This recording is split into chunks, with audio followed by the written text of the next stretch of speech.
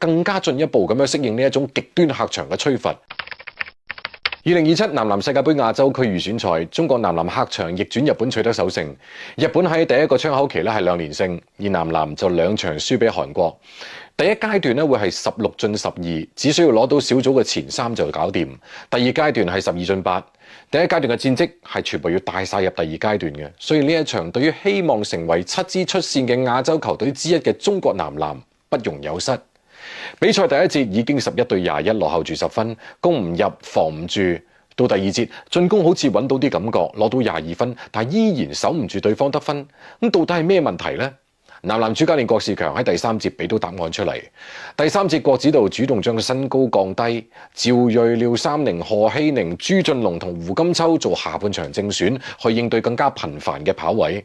因為通過上半場觀察知道，日本有3分，但佢哋嘅3分都係要通過內外不斷突分去揾機會嘅，而陣容嘅腳步就需要跟得上。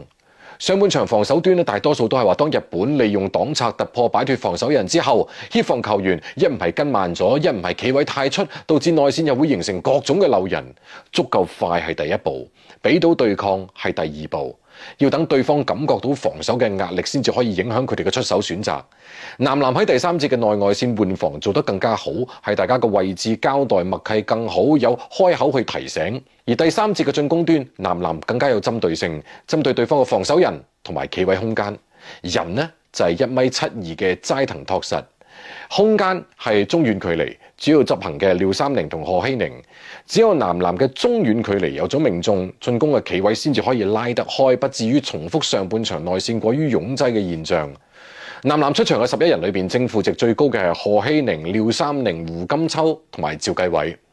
佢哋正係嗰一波關鍵嘅13-0磨平差距，繼而頂住日本嘅反撲，再反超比分扭轉局面嘅主力。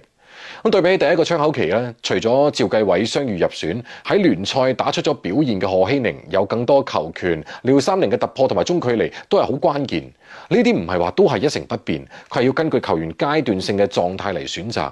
有粉絲問：點解上一個窗口期2場不敵韓國嘅比賽我冇解讀到呢？打完咗一個賽季嘅聯賽、亞洲盃、全運會，然後又到世界盃預選賽，睇得出球員太攰，因為我都攰，狀態係需要時間嚟調整嘅。呢個窗口期佢係延續 CBA 第一階段嘅感覺，從除夕開始集訓，所以喺 CBA 賽季嘅上半段狀態比較好嘅球員，佢係更加容易揾到感覺。呢場比賽，日本男籃鶴見辰、八村塁、河村勇輝等人都冇入到去名單。中國男籃海外征戰球員咧，只有余家豪翻咗嚟，好多傷員都出戰唔到。對於中國男籃呢場唔單止係15分大逆轉，半場實現54對33大反轉，對得住犧牲春節假期嘅集訓，佢仲係更加進一步咁樣適應呢一種極端客場嘅吹罰。始終前2場不敵韓國男籃係好大打擊，呢場帶嚟嘅信心係好寶貴嘅。下一場3日之後喺馬尼拉，男籃將會對陣同樣逆轉戰勝韓國嘅中國台北，到時會遇到唔少嘅熟面孔，點樣限制內線高柏海、余家豪同焦柏喬會有表現嘅機會。